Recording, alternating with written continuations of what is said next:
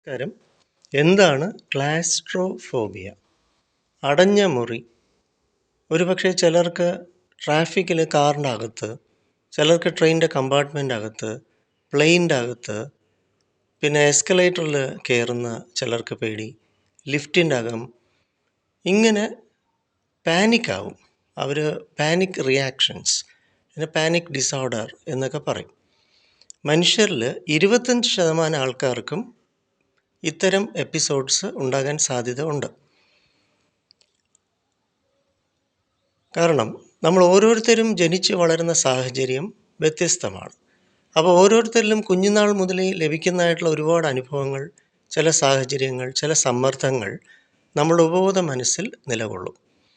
അപ്പോൾ അതിൻ്റെ പിൽക്കാലത്ത് ഇപ്പോൾ ചില വസ്തുക്കളെ കണ്ടാലോ, ചില വ്യക്തികളെ കണ്ടാലോ, ചില സന്ദർഭമോ ചിലരിൽ ഇത്തരം പാനിക്സ് ക്രിയേറ്റ് ചെയ്യാൻ സാധ്യത കാണുന്നുണ്ട്. ഇത് അടിസ്ഥാനരഹിതമാണ്, യുക്തിരഹിതമാണ്.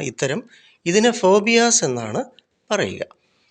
അപ്പോൾ തീർച്ചയായിട്ടും ഇത്തരം ഫോബിയാസ് അല്ലെ ഫോബിക് റിയാക്ഷൻസ് അല്ലെ ഫോബിക് ഡിസോർഡേഴ്സ് മാറ്റിയെടുക്കാൻ സാധിക്കും. യാതൊരു ഔഷധവും ഇല്ലാതെ, മരുന്ന് എന്നൊരു അവസ്ഥ നമ്മുടെ പോസിറ്റീവ് തിങ്കിങ് സെൻറ്ററിൽ ഇല്ലാതെ തീർച്ചയായിട്ടും ഒരുപാട് ഗുണം ചെയ്യുന്നതായിട്ടുള്ള റിലാക്സേഷൻ ടെക്നിക്സ്, അതിനനുസരിച്ചുള്ള ചില മെഡിറ്റേഷൻ സിസ്റ്റംസ്, മോഡാലിറ്റീസ്, ഒരുപാട് ഹെൽപ്പ്, ഒരുപാട് സഹായം ഇത്തരം വ്യക്തികൾക്ക് ലഭിക്കും. അപ്പം അതുകൊണ്ട് നമുക്ക് ഇത് മാറ്റിയെടുക്കാൻ പറ്റില്ല എന്നൊരു അവസ്ഥയൊന്നുമില്ല. തീർച്ചയായിട്ടും ഇത് മാറ്റിയെടുക്കാൻ സാധിക്കും.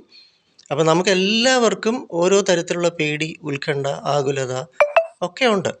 ഇതിനെ സൈക്കോ ന്യൂറോസിസ് എന്നാണ് പറയുക.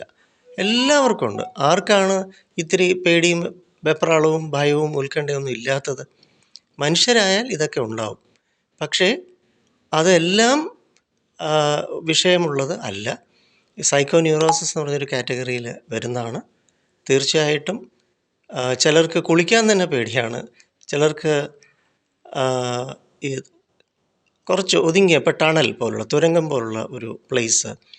അപ്പോൾ അങ്ങനെയുള്ള സ്ഥലങ്ങളൊക്കെ പലർക്കും ഭയം, അവരിൽ ഭയങ്കരമായ ശ്വാസം മുട്ടലും അസ്വസ്ഥതയും സൃഷ്ടിക്കും. അതുകൊണ്ട് നമ്മൾ ആരെയും കുറ്റപ്പെടുത്തുകയോ വിമർശിക്കുകയോ ചെയ്യാൻ പാടില്ല. കാരണം ഓരോരുത്തരുടെ ഉള്ളിലും ഓരോ ഇര ഉണ്ട്. കാരണം നമ്മളെല്ലാവരും സാഹചര്യങ്ങൾക്ക് ഇരകളാണ്.